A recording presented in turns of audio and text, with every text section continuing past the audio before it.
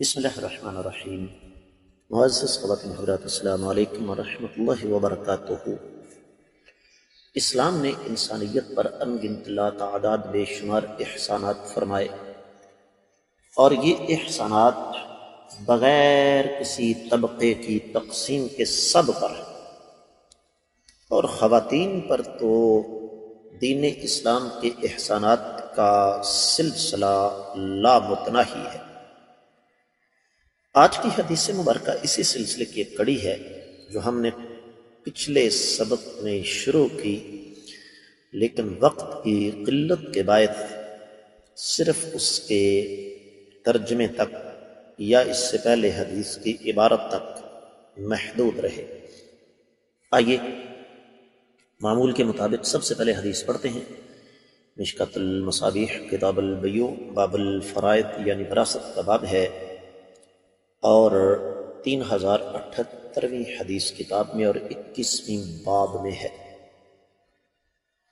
ترجمہ اس حدیث کا یہ ہے کہ ایک میت کی نانی صدیق کائنات رضی اللہ تعالیٰ عنہ کے پاس وراثت میں اپنا حصہ دریافت کرنے آئی، تو آپ نے فرمایا کہ اللہ کی کتاب میں آپ کے لیے کچھ بھی نہیں ہے، اور مجھے آقا علیہ الصلوۃ والسلام کی سنت میں بھی تمہارے لیے کچھ بھی معلوم نہیں، جاؤ میں لوگوں سے پوچھ کر بتاتا ہوں۔ تو لوگوں سے جب بات کی تو سیدنا مغیرہ بن شعبہ رضی اللہ تعالیٰ نے فرمایا کہ میں نے آقا علیہ الصلوۃ والسلام سے سنا ہے آپ نے دادی کو چھٹا حصہ دیا ہے، نانی کو چھٹا حصہ دیا ہے۔ جدہ کا لفظ ہے، جدہ کا لفظ دونوں پر بولا جاتا ہے۔ صدیق کائنات رضی اللہ تعالیٰ نے فرمایا کہ یہ بات تمہارے ساتھ کوئی اور بھی جانتا ہے؟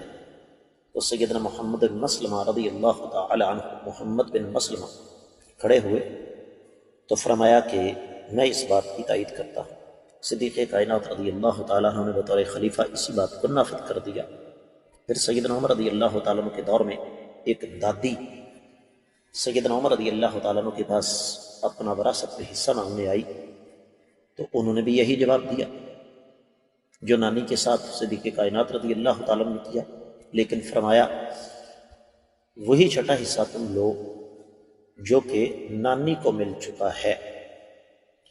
معزز خواتین حضرات، حدیث کی سند کے حوالے سے تفصیلی بات کل کے سبق میں گزر چکی ہے، لہذا اس پر کچھ کہنے کی ضرورت نہیں ہے، لیکن جو چیز یہاں میں آپ کو سمجھانا چاہتا ہوں وہ نقطوں کی شکل میں ہے۔ سب سے پہلی چیز تو یہ کہ اس حدیث مبارکہ سے پتہ یہ چلتا ہے کہ صحابہ کرام رضوان اللہ علیہم اجمعین ہر معاملے کا فیصلہ قرآن و حدیث کی روشنی میں کرتے تھے۔ دوسری بات، صحابہ کرام اس بات میں قطعی طور پر عار محسوس نہیں کرتے تھے کہ یہ ایک چیز کا پتہ نہ ہو تو وہ دوسروں سے پوچھی جائے، اس میں کوئی توہین نہیں بلکہ عظمت کا پہلو نکلتا ہے۔ تیسری بات یہ کہ صحابہ کرام سارے کے سارے عدول ہیں، لیکن جہاں شریعت کا معاملہ آیا وہاں صدیق کائنات رضی اللہ تعالیٰ عنہ نے گواہی طلب کرنا ضروری سمجھا۔ چوتھی بات یہ کہ صحابہ کرام کی آپس میں محبت اس قدر زیادہ تھی کہ جہاں دین کی بات ہوتی وہ ایک دوسرے کے کندھے کے ساتھ کندھا ملا کر کھڑے ہو جاتے۔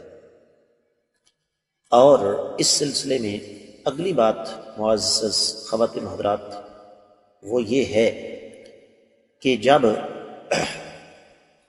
کوئی اور درمیان میں وارث نہ ہو تو پھر دادی اور نانی حصے دار ہوں گی، لیکن ان کے لیے چھٹا حصہ ہے۔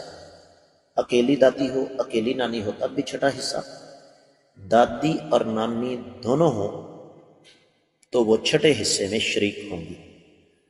میں امید کرتا ہوں یہ حدیث آپ کو اچھی طرح سمجھ آ گئی ہوگی۔ ان اسباق کو صدقہ جاریہ سمجھ کر ہر فورم پر زیادہ سے زیادہ آگے نشر کیجیے۔ چینل کو سبسکرائب کرنا نہ بھولیے، ساتھ لگے گھنٹی کے بٹن کو دبائیے تاکہ تازہ ترین اسباق آپ کو بر وقت ملتے رہیں۔ کامنٹ سیکشن میں اپنے قیمتی خیالات کا اظہار کر کے محبت کا ثبوت ضرور دیجیے گا۔ آج کے سبق سے اجازت چاہوں گا۔ السلام علیکم ورحمۃ اللہ وبرکاتہ۔